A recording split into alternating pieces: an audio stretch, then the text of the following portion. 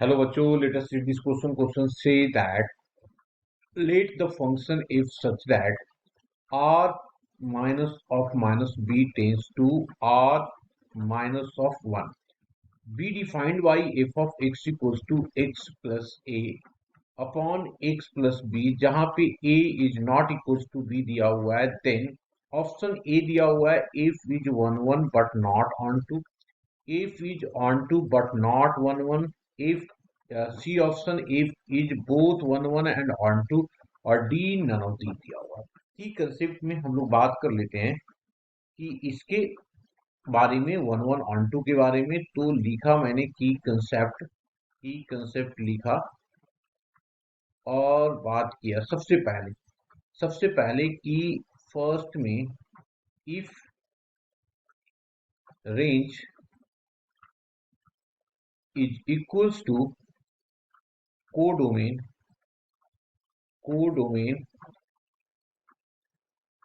then function is onto second, if f of x1 is equals to f of x2, then x1 is equals to x2 for every x comma x2 belongs to r। मतलब x1 x2 belong कहाँ कर रहा है, r में कर रहा है, कोई रियल नंबर में कर रहा है, बिलोंग्स टू r। ये कंडीशंस हमारे पास है जिससे 1 1 ऑन टू निकल जाएगा ना। अब आ जाते हैं क्वेश्चन पे, क्वेश्चन को देखते हैं। सबसे पहले लेट गिवन दिया हुआ है हमारे पास, गिवन है क्वेश्चन में, गिवन है if such that r minus of curly bracket minus of b। अब देख लीजिए डोमेन क्या होगा इसका, भाई फंक्शन क्या दिया हुआ है, ये पॉलिनोमियल में रेशनल फंक्शन दिए हुए हैं ना, तो डिनोमिनेटर b के इक्वल नहीं होनी चाहिए, तो ये डोमेन हमारा सेटिस्फाइड कर रहा है। और tends to r minus of, ये हमारा कोडोमेन दिया हुआ है, कोडोमेन दिया है। तो सबसे पहले हम लोग 1 1 चेक करते हैं। For 1 1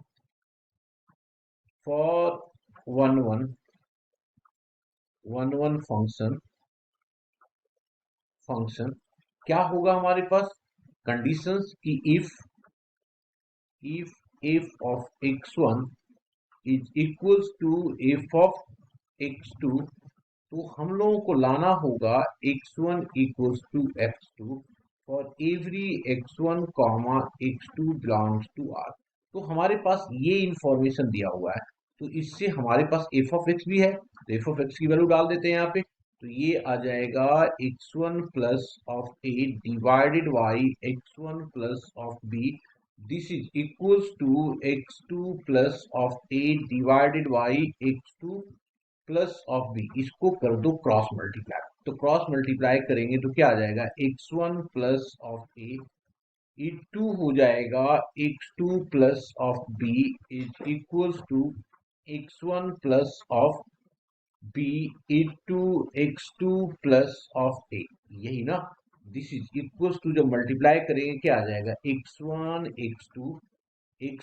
x2 plus of x1 x2 plus of a x2 plus of b x1 plus of ab, इधर आ जाएगा x1 x2 plus of b x2 x1 x2 bx2 plus of x1a plus of ab। यहां से देखो ab cancel out, ये भी cancel out, सबको एक साइड ले आइए। तो जब सबको एक साइड लेके आया तो ये आ गया a x2 यहाँ पे है और यहाँ पे x1 है, तो ये आ जाएगा x2 माइनस ऑफ x1। अब यहाँ पे b है तो इसको उल्टा करके लिखते हैं, इसको इधर लेके आएंगे तो ये आ जाएगा b times of x2 minus of x1 equals to 0। This implies that a minus of b into x2 minus of x1 equals to 0। तो ये दोनों की मल्टीप्लाई 0, तो या तो ये 0 हो सकता है या तो ये 0 होगा, पर यहाँ पे कंडीशन ऑलरेडी दिया हुआ है a is not equals to b, तो ये तो कभी 0 हो ही नहीं सकता है। तो इफ मैं यहाँ पे लिख दिया कि if a is not equals to b, this implies that compulsory condition होगा ना x2 minus x1 equals to 0। This implies that क्या हो गया, x2 इक्वल्स टू x1। हम लोगों को यही लाना था, तो इसका मतलब ये क्या हो गया, गिवन फंक्शन इज 1 1।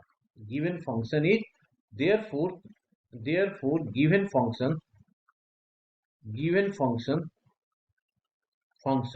इज 1 1। एक काम तो हमने कर दिया कि 1 1 बता दिया। अब आ जाते हैं हम लोग रेंज निकालते हैं इसका। रेंज निकालने के लिए क्या करेंगे, हमारे पास गिवन है y equals to x plus of a divided y x plus b, cross multiply कर दो इसको तो ये हो जाएगा x y plus of b y equals to x plus of a. हम लोग x की वैल्यू निकालना है तो x वाले को एक साइड ले आते हैं तो ये हो जाएगा x y minus of x equals to, इधर आ जाएगा a minus of b Y.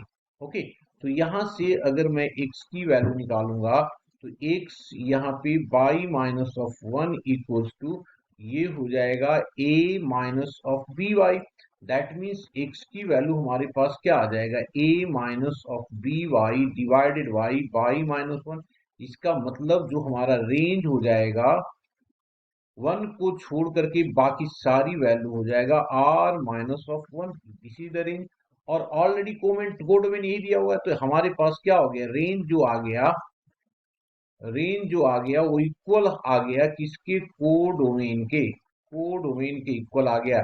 इसका मतलब this is onto function, this is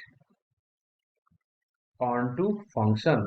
अब ये फंक्शन कैसा हो गया, 1 1 भी हो गया, ऑन टू भी हो गया, तो कौन सा ऑप्शन सही हो गया, C option is the correct option. Hope you understood it well, best of luck.